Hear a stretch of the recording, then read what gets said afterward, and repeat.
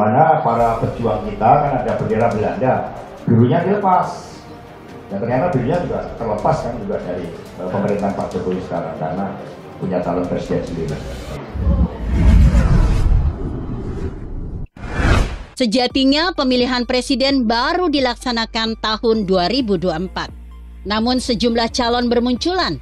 Hanya saja yang sudah resmi mendapat pengumuman dari partai adalah Nasdem. Sementara itu PDIP sebagai pemilik suara terbanyak pemilu sebelumnya masih bingung antara Puan atau Ganjar. Sedangkan Gerindra akan mengumumkan Prabowo sebagai calon presiden. Dalam demokrasi, perbedaan pandangan, perbedaan pendapat dalam politik adalah hal wajar. Namanya juga negara demokrasi. Namun itu sepertinya tidak bisa berlaku bagi PDIP yang terkesan panik dan kekanak-kanakan dalam berpolitik.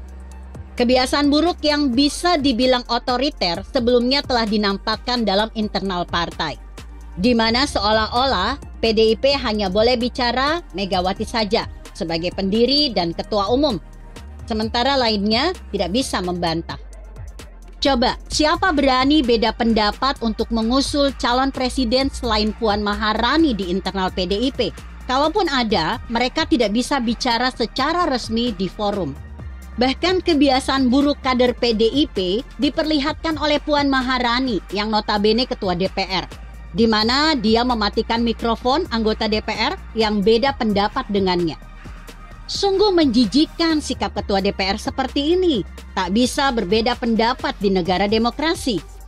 Baru-baru ini karena panik yang berlebihan akibat Anies Baswedan dideklarasikan sebagai capres oleh Nasdem, PDIP malah menyinggung biru lepas dari Jokowi sambil mengibaratkan perjuangan merobek bendera warna biru masa melawan Belanda.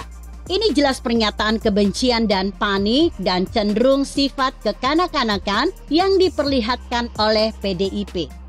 Padahal Nasdem sudah 2 periode begitu militan mendukung Jokowi.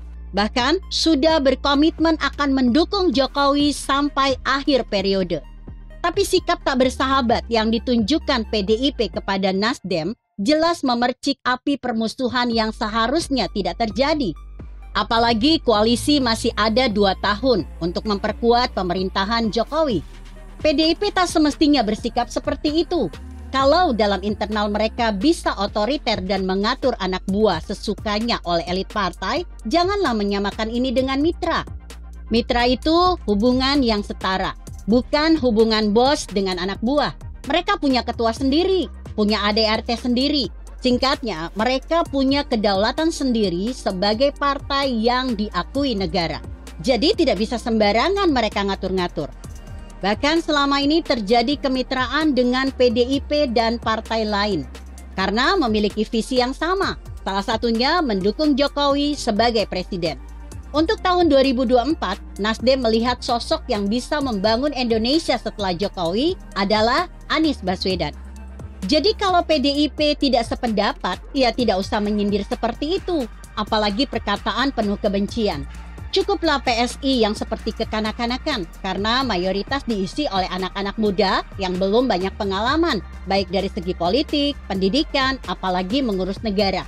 Wajar saja mereka gampang emosian dan baperan dalam menyikapi setiap masalah, apalagi jika disebut nama Anies Baswedan. Ini PDIP. Kok bisa ikutan panik seperti PSI ketika mendengar nama Anies? Begitu kira-kira. Artikel ini ditulis Muhammad Ayub yang disadur dari Kompasiana.com dengan judul PDIP Panik dan Kekanak-kanakan. Bagaimana menurut Anda? Jika Anda berpendapat lain, tuliskan komentar Anda di bawah ini. Saya Emma, Karisma 90.